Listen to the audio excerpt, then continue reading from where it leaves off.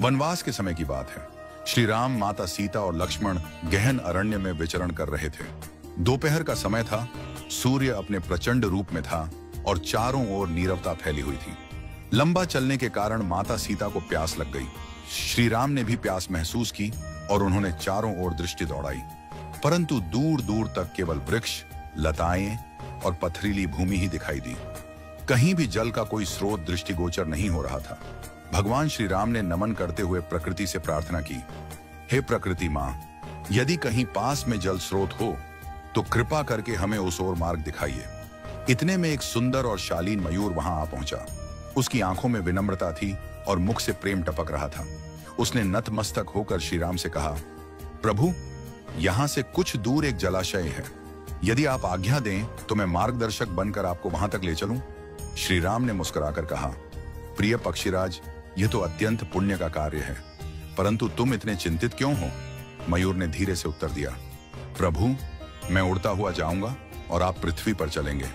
ऐसे में आपको रास्ता समझाने के लिए मुझे हर थोड़ी दूरी पर अपना एक एक पंख बिखेरना होगा।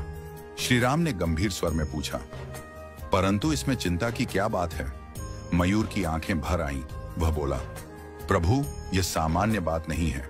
मोर केवल विशेष ऋतु में और प्राकृतिक प्रक्रिया से ही अपने पंख गिराते हैं। यदि मैं अपनी इच्छा से उन्हें त्यागता हूं तो यह मेरी जीवन शक्ति को क्षीण कर देगा। अंततः मेरी मृत्यु निश्चित होगी।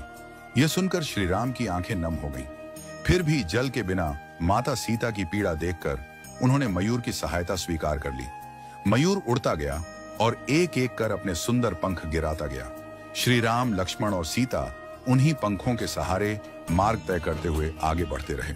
जब वे जलाशय तक पहुंचे तब मयूर थककर भूमि पर गिर पड़ा। उसकी श्वासें मंद पड़ने लगी थी।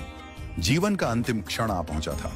उसने भगवान श्री राम की ओर देखकर कहा, प्रभु, आप वही हैं जो संसार की तृष्णा मिटाते हैं।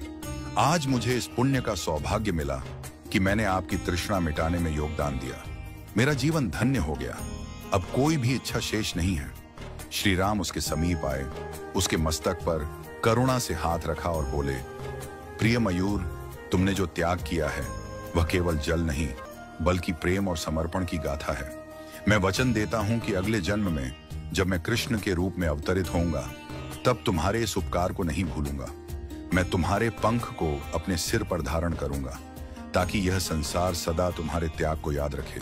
कहते हैं कि जब भगवान विष्णु ने द्वापर युग में श्री कृष्ण रूप में अवतार लिया तब उन्होंने मस्तक पर सदैव मोरपंख धारण किया। वह पंख कोई साधारण आभूषण नहीं था, वह एक आनंद की पूर्ति थी, एक पक्षी के समर्पण, प्रेम और सेवा का सम्मान।